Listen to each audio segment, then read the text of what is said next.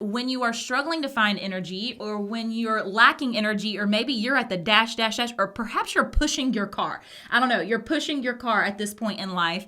Lighten your load means that you have to learn a word that parents and educators alike don't like to say, and that is the word no. Oh.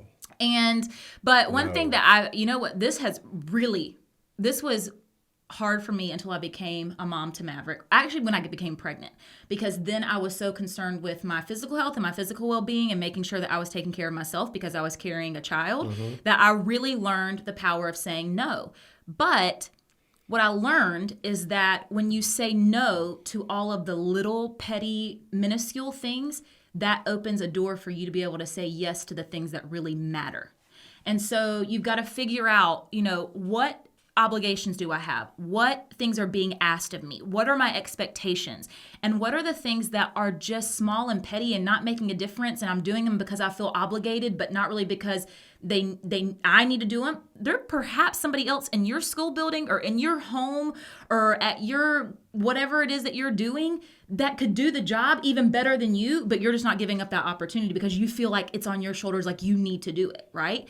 And so I think it's so important for us to start recognizing, okay, what is on my load and where can I lighten it? Because if we're trying to give ourselves to everything, we can't give of ourselves completely to the things that really matter in our life and the things that we really find most valuable. And then that's what's happening. We're exhausting all of our energy and we run out before we can finish our jobs. Yeah. And I mean, when I used to hear this, that the power of no, I think I thought more literal than what it actually is. I mean, it's giving up opportunities potentially that you may feel like you want to do, but you don't have to do them. That's a good point.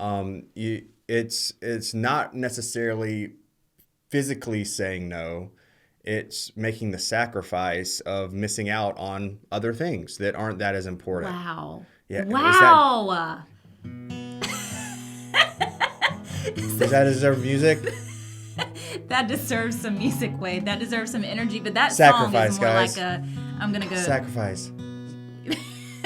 That song is a little more, I'm going to go to sleep. But no, that is such a valid point. Like we have to recognize that saying no is that. Because I'm thinking about some things that I've said no to, and it's not that the saying no is the actual hard part. Like, that's the easy part. That's I easy. feel like it's recognizing that, man, I'm not Giving going to be up able to be a things. part of that, Right. or do this, or become this, or be with this person, or and Give so, up your FOMO.